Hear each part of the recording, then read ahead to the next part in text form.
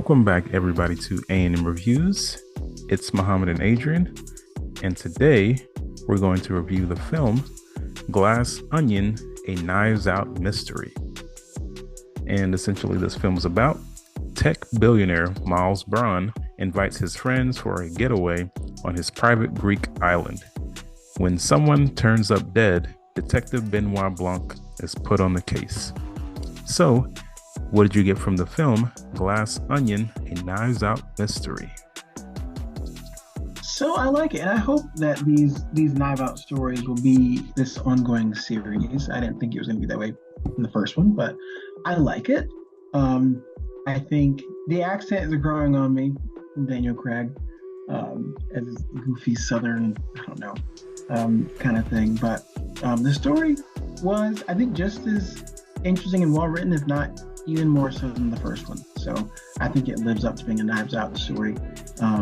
And there were many twists, and at first I thought I kind of saw it coming, was expecting it, but towards the end I was surprised by some of the things. And thought some there's some detail was pretty cool as well. Yeah. This one I actually did not like as much. Okay. Now, I did watch it a second time, and I did start to like it more. And it wasn't because I just understood it more. It was just more of, I don't know, I was just more engaged the second time around.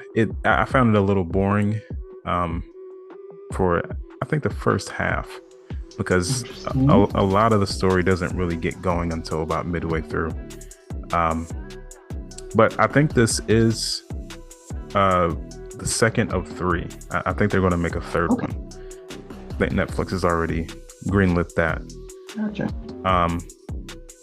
But overall, I think they have a pretty good cast. I think Kate Hudson, her screams are laughable. She was always screaming. Well, not always, but the times when she was screaming, I don't know if they wanted it to be a joke, but it seemed that way. Yeah.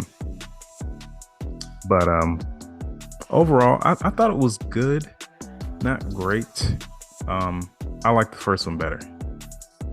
Okay. I watched the first one again after watching this one, and they're very different stories. I mean, one is with a family and its twists and turns, and the other is, of course, with these really friends of opportunity, this group. So different. I think this one tries to, and does, have a few more twists. The lead, which they make fun of, or not necessarily the lead, but the villain, if you want to describe it that way, wasn't the smartest, but they point that out in the movie, so I guess that's fine. But I thought creative, in the least. I thought it was a fun murder mystery night. Yeah. It was a game that turned into real life. But I still like the first one better. What's his name? Chris Evans. I really found him to be really good in that film, because it's the opposite of what he's been playing for a while. And yes, very different being the villain. It's almost like he carried over that character to The Gray Man, because he was the best part of that film.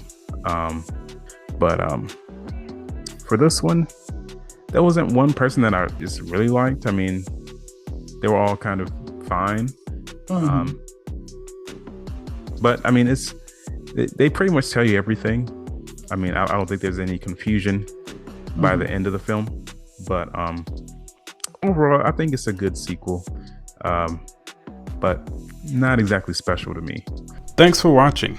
And if you would like to be featured on our podcast, make sure to click the link in the description.